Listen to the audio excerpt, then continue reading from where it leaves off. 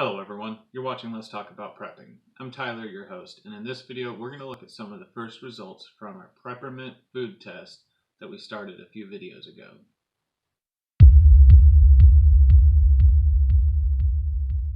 So if you haven't seen that video, I'll link it in the description below. But a quick summary would be that I noticed that mint will sometimes get into the food packaging of various other foods. And so I put some candy canes and mint gum inside this jar with a variety of other foods in different types of packaging to see if the mint will get through and make that food taste like peppermint. It's been sitting in there a few days, and so today we're going to take a couple items out and give them a taste to see how the test is going. I'm going to take them outside and take a couple items out because I don't want the mint to get all through this room. So let's get to it. Alright, so I'm not trying to be too fancy with this, but like I said, I do feel like the mint is going to permeate the room if I open it in there. And smell is a huge part of our sense of taste. So I'm going to open the packaging out here and then bring in the items to do my taste test in there.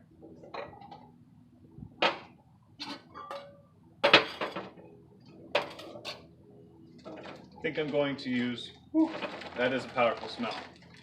Today I think I'm going to use the brown rice in the factory packaging.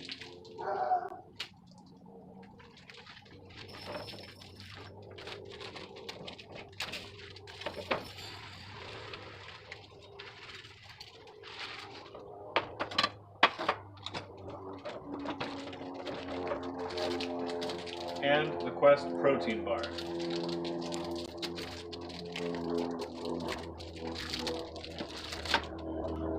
And even though that's got quite a bit of sugar in it, let's throw in a dessert.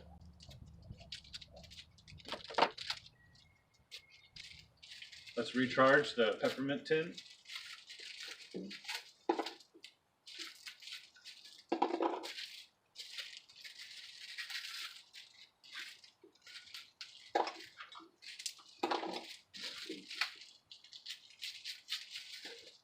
And seal it back up.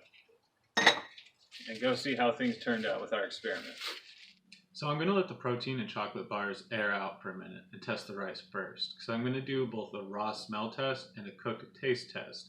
Because let's face it, no matter how it smells, we're going to cook it up and see how it tastes if we're in a desperate situation. This will take a minute, and so I want to get it started now while I do my other test.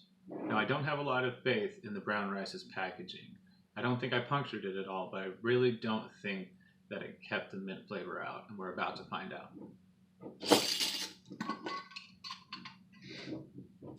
Alright, so that has got a powerful wintergreen mint and peppermint candy cane smell, which is exactly what it was stored with, and that's pretty much what I expected.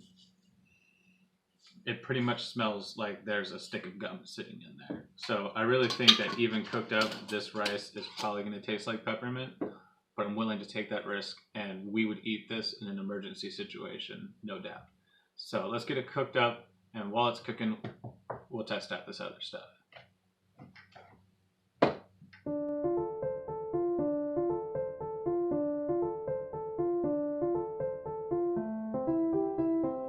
Alright, so while that's cooking, we'll do our protein and chocolate bar test. Now, protein bars and chocolate are something that are pretty popular for preppers to store.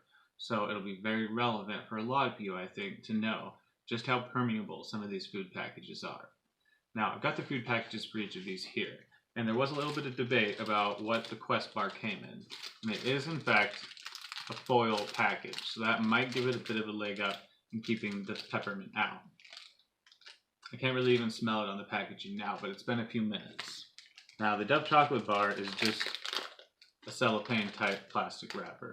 So I don't really know how it will have kept the peppermint out, but we'll find out in the taste test. Alright, so I hurried and washed my hands because I handled the packaging, and I'm trying to be scientific today, alright? So here we go with the protein bar.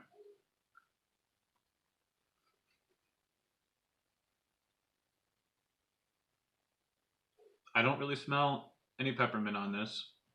It actually smells like blueberry, like it's supposed to.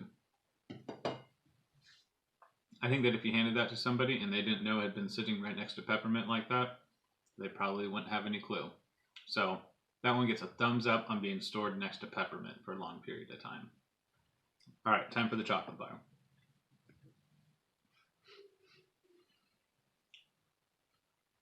I don't smell any peppermint on that one.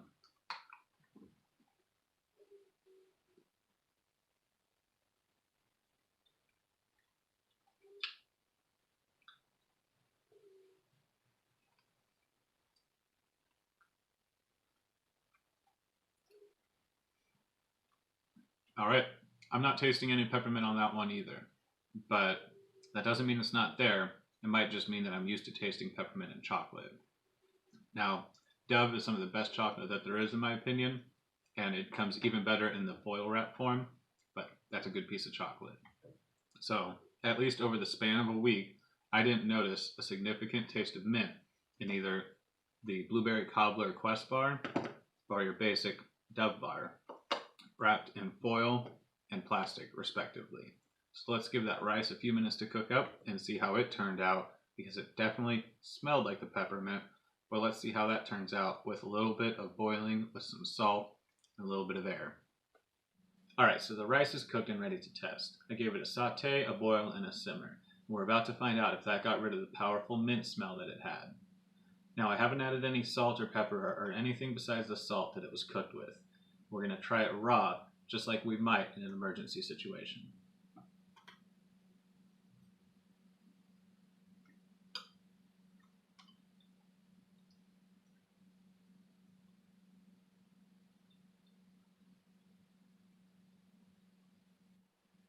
That tastes exactly like what you would expect brown rice to taste like. If there's any mint aftertaste, it's very faint, and I can hardly discern it at all if I'm not just making myself imagine it.